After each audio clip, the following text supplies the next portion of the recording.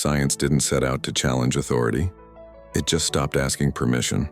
Once the scientific method took hold, claims had to survive testing. Evidence mattered more than tradition. Results mattered more than reputation. That was a problem. Because European society was built on authority, church doctrine, ancient texts, and inherited systems didn't just explain the world. They justified power. Science didn't attack those systems directly. It bypassed them. When experiments contradicted accepted beliefs, scientists didn't argue theology. They pointed to measurements. And measurements don't negotiate. This created tension. Astronomy questioned humanity's place in the universe. Physics questioned long-held assumptions about motion and matter. Medicine challenged ancient authorities whose teachings no longer matched observation. Institutions responded unevenly.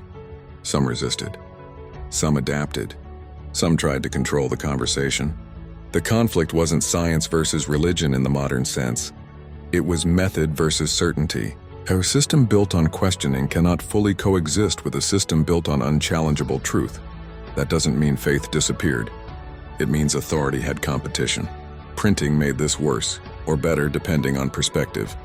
Scientific ideas could now spread faster than they could be suppressed. Arguments were printed. Diagrams circulated. Experiments were replicated across borders. Control weakened. Once people saw that evidence could overturn long-standing claims, the implication was unavoidable. If nature could be questioned, why not politics? Why not law? Why not kings? This is where the scientific revolution spills out of laboratories and into society. Not as rebellion, but as expectation. Expect proof. Expect results.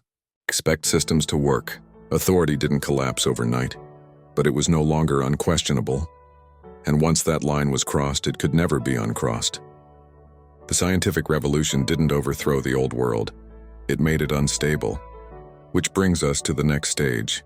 In the next episode, we'll look at how this way of thinking becomes the Enlightenment, and why reason, rights, and political theory follow science naturally. If you enjoyed this trip down the rabbit hole, don't forget to like, share, and subscribe to Smart History for Dumb Times.